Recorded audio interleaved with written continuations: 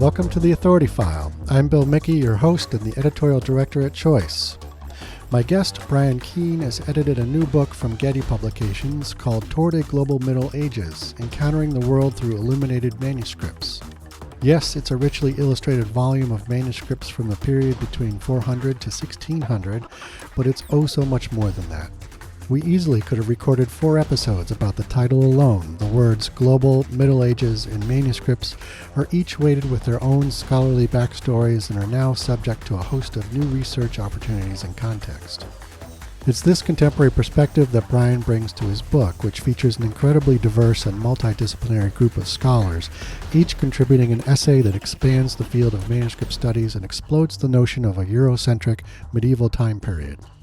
Choice reviewer Lawrence Nees from the University of Delaware calls the book exciting and handsomely produced and says the essays draw from all over the globe, the New World as well as the Old, and are all beautifully illustrated in color and attempt to address wider concerns. Seldom has this reviewer learned so much and with such pleasure. This is a challenging first attempt at an overview and a great achievement. Through its study and display of manuscripts, the book shows not only what medieval means in a global context, but how interconnected the world actually was during that time. In this second episode of our series, Bryan, who is Associate Curator of Manuscripts at the J. Paul Getty Museum, breaks down the 4 sections of the book, describing its rich collection of manuscript images and how each section deals with very contemporary approaches to medieval scholarship.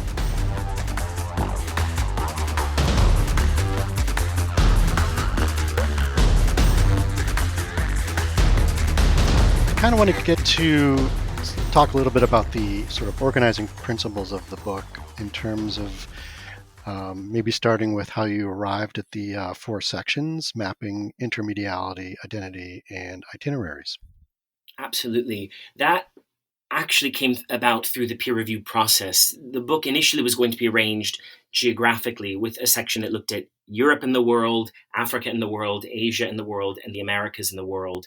And it was really the Americanists in the volume, Megan O'Neill and Byron Hammond, that raised concerns that would feel in a way like isolating the Americas or Africa in a way that we still see happening in university or museum departments. It sort of lump the sort of southern hemispheric regions or non-Afro-Eurasian centers or Eurasian centers.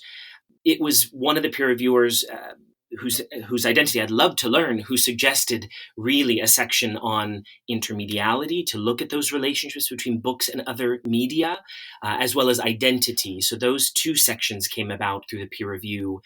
And then it occurred to me that it would be useful to have a section about mapping. Since we're talking about the globe, it would be useful to understand what do we mean by, or what did people in the Middle Ages mean by Earth, world, continental systems, or local and regional centers. And then the last section on itineraries also sort of naturally came about because it was clear that a number of the authors were talking about either objects that had itinerant lives that moved across geographies, or about authors who themselves traveled, or as scholars, they themselves have moved across great geographies and in that way encountered other parts of the world. And it was clear to me from the beginning that I wanted to have a prologue because so many of the medieval texts that we were considering across geographies began with a great prologue. And so I don't presume to suggest that the prologue in the book is anything like Ferdowsi's great prologue in the Shahnameh or the wonderful prologues that we read in the Alexander, the great literature across Afro-Eurasia. But it was an attempt to sort of model the medieval book, if you will, to begin with a prologue that makes a declarative statement on the part of the author. It was my attempt to be in a way transparent. I started where I am in Los Angeles at the Getty with the manuscript at the Getty that was created in Europe in the medieval period. And yet that one object, I hope, has become a model, at least it was for me, to think about how worlds come together and how a single story, in this case, can allow us to glimpse other worlds. So that was the overall structure. And then because we had an epilogue, or a prologue, we needed then to have an epilogue. And it felt appropriate to have the Getty president sort of think about, what does this project mean in relation to the broader Getty's sort of mandate in the world as a philanthropic arts organization? Okay. Yeah, speaking of the prologue, you had sort of highlighted the story of Josephat and used that as, an example of how medieval texts can be interconnected, and selected an image within the prologue called Josephat speaking to the merchant Barlam about the precious gem, which leads me to my next question in the sense of how, the images that you selected for the book, and materials, and how you, I suppose, you and your colleagues kind of arrived at which ones out of, I would assume, many examples that you landed on to feature in the book. Absolutely. The Josephat story piqued my interest years ago when the Getty had an exhibition of Cambodian bronze sculpture. And this manuscript in our collection, we've had since the inception of the collection in 1983. And yet it's a book that I think destabilizes our ideas about the medieval illuminated book. There's no gold. The color palette is incredibly mute. And it's on paper, not parchment or animal skin, which we usually associate with medieval European books. So for me, it was the kind of book that decentered and destabilized this idea of the medieval book. And as someone who has a degree in linguistics, I loved learning in this lecture by Donald Lopez that the name Josephat emerges out of this lengthy process of linguistic telephone, if you will, from the Sanskrit word bodhisattva, these enlightened followers of the Buddha. And then through reading and finding that there are Buddha stories in a range of languages. And indeed, the story of Josephat and his spiritual mentor Barlam are told in innumerable languages, really. I mean, Armenian to Yiddish, Icelandic, Polish, Ge'ez in Ethiopia. And so that single story about the Buddha and how it morphed in different ways in different geographies, blended with other traditions. Mm-hmm. In the Islamic world, the way in which Confucian and Christian texts came together in telling the story of the Buddha for the Timurids in the 15th century. It inspired me. And the image then that you've asked about, there are dozens of images in the manuscript that we could have chosen. But I was really fixed on this idea of the wish granting or the precious gem, the auspicious stone, because years ago, a colleague of mine, Kristen, in the department again, mentioned an article by Jaroslav Folda where he talks about this unusual gem that's called the Chintamani or Chintamani that we see in India in Buddhist and Hindu contexts, and that textile pattern and idea in East Asian religions then merges into an idea in Christian and in Islamic decorative arts and sculpture. So I loved the image because it did many things for the book that I hope sort of come across in subtle ways throughout the prologue, and allowed in a very literal way for me to connect the dots between Europe and East Asia, with India then emerging as another center of the medieval world. And we could have chosen any number of other images. A more obvious image may have been the image in which Josephat encounters for the first time after living in isolation, old age, sickness, and death. And that image in the galleries has really resonated with visitors because they instantly recognize a key moment in the story of the Buddha. Mm-hmm. For the publication, I was hoping to focus on an image that's never been published, never been really shown and highlighted in the way that we do in the book. Okay. And you led with the mapping chapter, or a chapter on mapping, and I'm wondering if you could talk a little bit about how that helps set up the central themes of the book itself. So, mapping we think about in the book in many different ways. For some readers, it will be the literal aspect of mapping. What do physical maps tell us about a place, a maker, a time? We emphasize that all maps and all forms of mapping are inherently political or reflect an ideology of the maker or the place and the time. Mm-hmm. And so the first essay by Jerry Broughton, I really wanted Jerry and Lisa Giardini because their book on sort of global cultures is one that I remember falling in love with early in my art historical career. Lisa had unfortunately passed away, but Jerry was really eager to sign on to the project. And he's one of these scholars that's able to think across vast geographies. And his essay takes us from the eastern coast of South America as imagined on an Islamic map from Ottoman Turkey to Korea, a map that has hints or suggestions of the the Aleutian Islands and the Aleut people of Alaska, and what that world meant for Koreans and broader East Asia in the 15th century.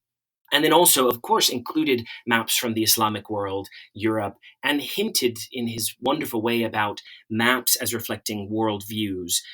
A number of the other authors address mapping in more ideological ways. The idea of a place on the map today.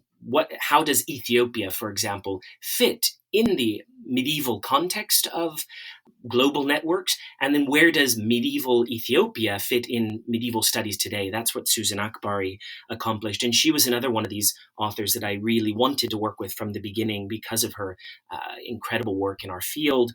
And then I think the most ambitious sort of mapping project came from Alka Patel, who not only achieved an idea of art historical mapping of regional styles in India, but also succeeded in sort of highlighting temporal ideas of mapping, how chronologies and historiographies about India center on regions, states, polities, and religious or confessional groups.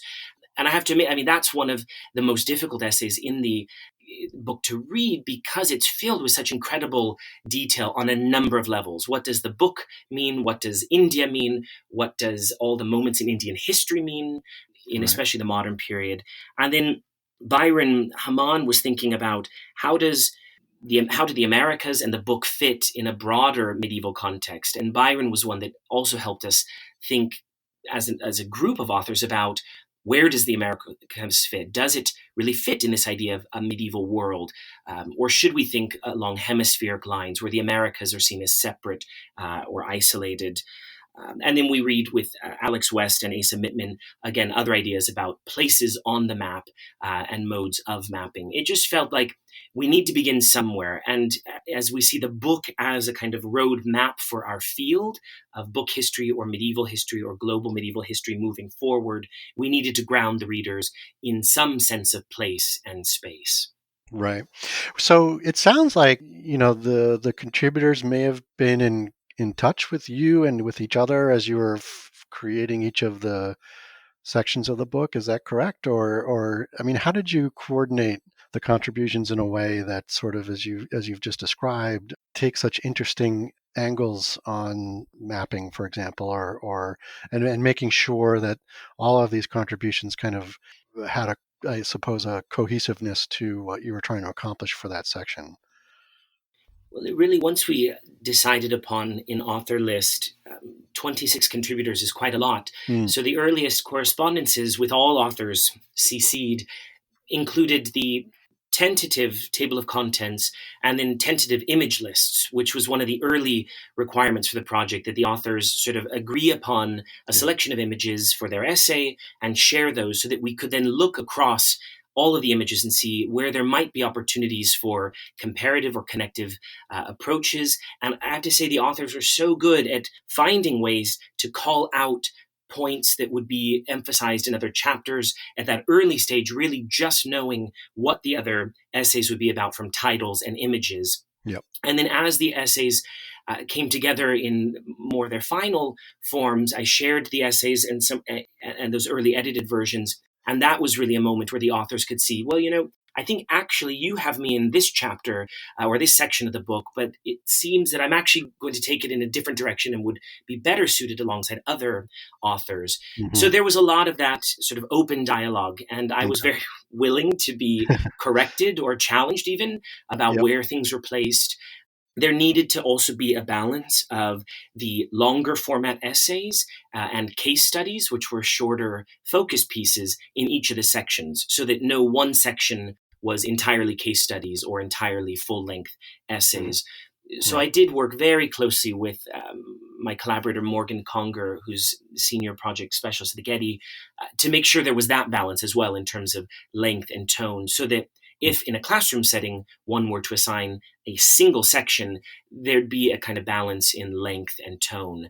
And I must say, I was also fortunate to be able to teach 4 seminars during the process of creating the exhibitions and finalizing the book to share some of these early ideas and early drafts with students. And their insights, I have to say, were also incredibly helpful at leveling out language and tone and ideas and further defining concepts if needed. Hmm. So the intermediality section deals with how various textual formats related to other objects and regions, and I'm wondering if you could just briefly explain the significance of this section. This was another one that came about, as I say, from the peer review process, where it was clear that so many of the essays across the book were really thinking about manuscript or textual objects, that is, objects with some form of text, in relation to other media. And so grouping a selection of those works into a single space in the volume allowed us to look not only at book formats, so again, destabilizing ideas about the book as a bound object, or I suppose in our world, a digital sort of object. Yeah, right. But in the medieval world, it was these bound objects, as we think of codices, or rolled objects for scrolls, folded objects, these wonderful screen fold objects across the world. And that in and of itself allowed us to think comparatively about materials and processes of recording and remembering knowledge. But then more directly, how do handwritten objects relate to printed objects? Or how do handwritten bound objects relate to amuletic jewelry, amuletic devices for medicine, painted books that fold as screens, and pottery in the Maya world? I think Megan O'Neill really beautifully highlights those traditions, that we know far more about Maya painting history, storytelling from vase painting and mural painting than we do from the codices. And that highlighted the fact that when looking at book history, we have to also acknowledge these painful moments in history where some book traditions and cultures were nearly obliterated by other powers and polities through the process of colonization. Right. And in the two essays that sort of finalize that chapter by Susan Babai and Sylvie Marion, interestingly focused on one sort of later moment in history, looking at 16th and 17th century Persia and the greater Armenian diaspora, that in a way form a kind of pendant at the end of that chapter. The way in which a 13th century French manuscript made its way to 17th century Persia under Shah Abbas, while at the same moment Armenians who had been uprooted from Armenia were taken to Isfahan in the Shah's court to weave silk, while at the same time preserving their manuscript traditions, and at that moment looking to European prints rather for new iconography. So it was a, let's say, ideologically interesting chapter to work with. It was definitely one of those chapters that, as we've tried to share ideas about the book through social media, let's just say the intermediality is not a really user-friendly term. It's not a term that's well known. It certainly Hmm. takes the reading level up a number of grade levels, but I hope that on a basic level, people can see the relationship between word and image, or book and other media. Right. So and then just kind of moving on, the identity section, I think you described this as sort of ending up as the most Eurocentric of the four sections, but you've also said it opens the door to conversations about race, gender, intersectionality in a global context, particularly because essay authors took the opportunity to discuss new avenues for research. And so I'm wondering, if you could talk a little bit about how this section ended up a little bit more on the Eurocentric side, and what some of those research possibilities are that the essay contributors put forth. Sure. In again, sort of following the structure of medieval books, often in the middle of a text, there's either a second author's prologue or a recapping of where we're at, and also charting where we are going forward. So Hmm. this chapter functioned in some ways as that sort of device to take an assessment of where are we, how can we move forward, and identity and the politics associated with identity became the lens through which we propose moving forward. And Hmm. in our conversation, I did say it is the most Eurocentric chapter, in that the majority of the authors do address European or broader Mediterranean book traditions. But in so doing, they do sort of chart pathways for how through collaboration and conversations, we might be able to expand these ideas about race, gender, and intersectionality in a global context. Pamela Patton says, the manuscript that she's considering might be the most local or localized object in the entire volume. And in some ways, it is the most kind of isolating and limiting case study. And yet, if we just expand beyond the world in which it was created to think about ideas in the greater sphere in which that object functioned, we already start to see the possibilities of a richer, more integrated global history. I'll also say that the case study that Kai-Chi Hua wrote was wonderful because he's one of these incredible specialists on the Mongols, and the Mongols as one of these sort of Eurasian empires that really is impressive from a popular standpoint. I think many people around the world know about the Mongols or have some idea of the Mongols, if not when they lived, but the image of the Mongol on horseback. And he looked at these discrete moments in Eurasian book traditions where there are consistent modes for representing the Mongols, even if the ends to those means are very different from Poland to East Asia and Central Asia. So I think it allows us to think about how there's still so much work to be done in a European or Mediterranean global medieval context, but also the way in which other fields will contribute to that expanded world. So, Mark Cruz is thinking about Marco Polo, but he wonderfully sort of focuses on how Marco Polo's knowledge formation and then dissemination of ideas was informed by a range of traditions. And each of these scholars, I should say, in this section are already committed to future projects that push those boundaries further, precisely through that collaborative model that I've mentioned. And if I may also just add that this was another opportunity to highlight the scholars at a range of states in their career, more senior scholars and more junior scholars. So Alexandra Kaczynski was a wonderful graduate intern and then curatorial assistant and a co-author with me on another volume. And she's continuing to sort of push the boundaries of global in her own work. So I love this chapter because it sort of is the middle of the book in a way that allows us to think about all of the work that we still have to do. Right. Excellent. Okay. And then lastly, the itinerary section, looks at more how people and their narratives traveled, perhaps even bringing their books and manuscripts with them. But I'm wondering if you could take the opportunity here to describe perhaps one of your favorite essays in this section and why it captures your interest.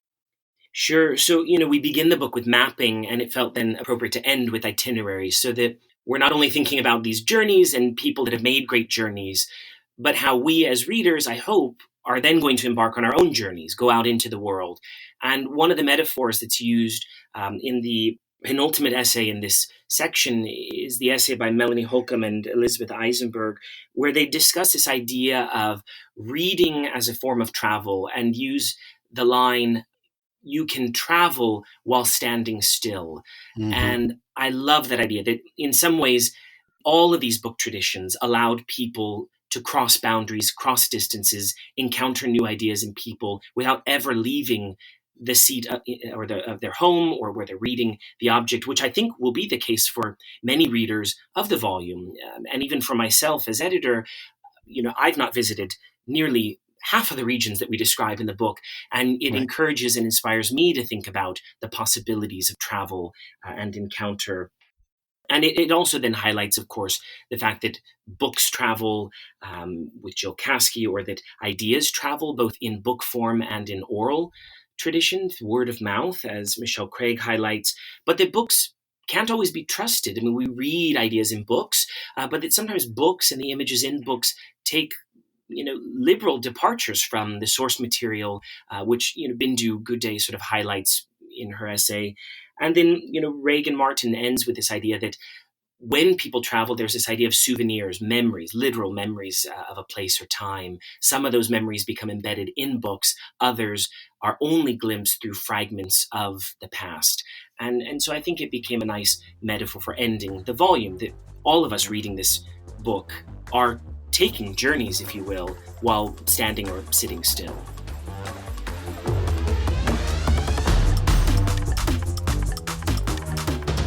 You just heard from Bryan Keene, editor of a new book published by Getty Publications called Toward a Global Middle Ages, Encountering the World Through Illuminated Manuscripts. Bryan is Associate Curator of Manuscripts at the J. Paul Getty Museum. Join us next week where Bryan defines the words global, medieval, and book and reveals the importance of microhistories and tells us why places like China, Indonesia, and the Americas must also factor into the study of the medieval period. And though other academic traditions have adopted the term medieval, the term still is laden with problematic Eurocentric ideas. So essentially, we use the term because it is sort of broadly understood. And I think as a marketing device, hopefully it encourages people to pick up the volume, and then once they open the pages, they're immediately sort of decentered and destabilized. They're not encountering castles, cathedrals, and crusades, for example. They're encountering the Maya in the Yucatan, as well as monasteries in China, and having to then think about book traditions in Indonesia. I mean, places that they may have never thought about. If you like what you hear, rate us or give us a review on your podcast platform of choice. And if there's a topic you'd like us to cover, drop me a line at bmickey@ala-choice.org. As always, sponsorship and advertising for the Authority File podcast are handled by Choice's advertising manager, Pam Marino, and all of our episodes are produced by Choice's digital media specialist, Mark Dirks, and digital media assistant, Sabrina Kofer.